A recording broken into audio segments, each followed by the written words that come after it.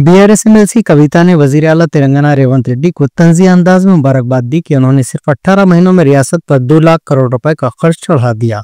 कविता ने इल्जाम लगाया कि कोडंगल लिफ्ट इरिगेशन स्कीम के लिए तो एक चम्मच मिट्टी तक नहीं उठाएगी, लेकिन कर्ज पर कर्ज लिया जा रहा है। उन्होंने मीडिया से बातचीत करते हुए कहा कि उनकी तेलंगाना जागृति तंजीम रेवंत रेड्डी को करप्शन चक्रवर्ती यानी बदउनवानियों का शहंशाह करार दे रही है। उन्होंने कहा कि तेलंगाना हुकूमत को रूरल इलेक्ट्रिफिकेशन कॉरपोरेशन की जानिब से एक इंतवाई मकतूब मौसूल हुआ, जिसमें कहा गया कि रियासत पर इस वक्त 1393.65 करोड़ रुपए वाजिबुल अदा हैं। इनमें से 319.74 करोड़ रुपए Telangana state water resource infrastructure development corporation और 292.75 करोड़ रुपए कृष्णा आईपीसीएल की अहम वाजिबात में शामिल हैं।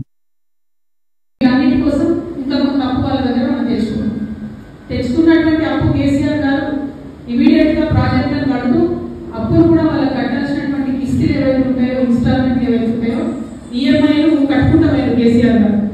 అందుకని ఆ సంస్థ కేసీఆర్ గారికి 2022లో మనకు ఏ గ్రేడ్ ఇచ్చింది అంటే ఎప్పటికప్పుడు అప్పు బాధ్యతాయుతంగా చెల్లిస్తున్నటువంటి రాష్ట్రాల్లో ఒకటిగా కేసీఆర్ గారు ఉన్నటువంటి సందర్భంలో ఏ గ్రేడ్ ఇచ్చింది.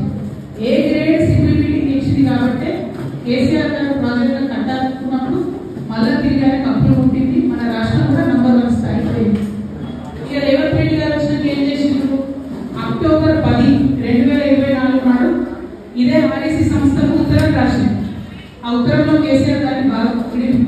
మైక్ లో ముందు నింటారు రేవంత్ రెడ్డి గారు, కానీ ఉత్తరంలో ఎంత బాగా పొగిడిందంటే, మేము మీ దగ్గర అప్పు తెచ్చుకున్నాం, కాళేశ్వరం ప్రాజెక్టు ఎన్ని కష్టాలు వచ్చినా కట్టినాం, కోవిడ్ సమయంలో కూడా పనులాగకుండా కట్టినాం, కట్టినటువంటి కాళేశ్వరం ప్రాజెక్టు ప్రజలకు ఉపయోగపడుతుంది అని చెప్పి చాలా మంచి మాటలు కేసీఆర్ గారి గురించి చెప్పి అవన్నీ కూడా నేను మీకు ఇస్తాను.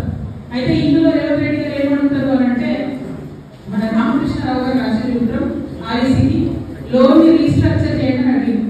కేసీఆర్ గారు కాళేశ్వరం తెచ్చినటువంటి లోన్ 2035 కల్లా ఫినిష్ చేద్దామంటే, రేవంత్ రెడ్డి గారు 2040 వరకు కట్టుకుంటూ పోతాం, ఈ లోన్ మాకు ఎక్స్టెండ్ చేయండి అని మొదటి ఉత్తరం రాసింది.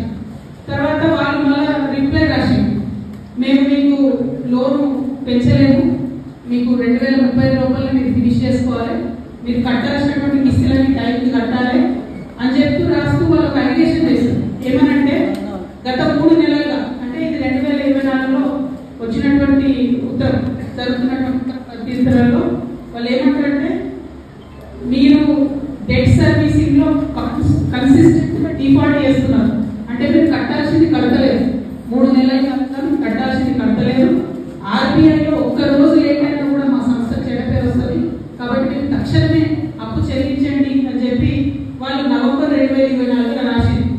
రాస్తే కూడా రాష్ట్ర ప్రభుత్వం చీమముట్టినట్టు కూడా లేకుండా కాళేశ్వరం ప్రాజెక్ట్ ని కంప్లీట్ గా ఒక నాన్ పర్ఫార్మింగ్ అసెట్ గా మార్చాలని చెప్పి వాళ్ళు విస్మరించింది. ఉత్తర ప్రత్యుత్తరాలు జరుగుతూనే ఉన్నాయి మొత్తం సంవత్సర కాలంగా. ఇవాళ మొన్న 20 రోజుల కింద జూన్ 6 నాడు ఆ సంస్థ మళ్ళా ఉత్తరం రాష్ట్ర ప్రభుత్వం ఏమనంటే, 28 జూన్ అంటే ఎల్లుండి 28 జూన్ లోపల మీరు కట్టాల్సినటువంటి 1321 కోట్లు కడతారా, లేకపోతే డిఫాల్ట్ అని చెప్పి మీరు ఎంపీఏ అని చెప్పి మేము రాయాలి. అట్లా రాస్తే క్లియర్గా చెప్తారు, మీ రాష్ట్రానికి ఇబ్బంది, మా సంస్థ కూడా ఇబ్బంది, ఇద్దరి రేటింగ్స్ కూడా పడిపోతాయి, దయచేసి వెంటనే కట్టండి అని చెప్పి. నేను ఇవాళ ముఖ్యమంత్రి గారిని ప్రజల తరఫున డిమాండ్ చేసేది ఒకటే, ఏంటంటే మీరు 2 లక్షల కోట్లు అప్పు చేసి ఇప్పటివరకు మీరు కడతామని చెప్పినటువంటి అప్పు కడతలేదని ఆ సంస్థనే చెప్తున్నారు. ఏం చెప్తూ వచ్చింది? కాళేశ్వరంలో 1000 కోట్ల అప్పు కేసీఆర్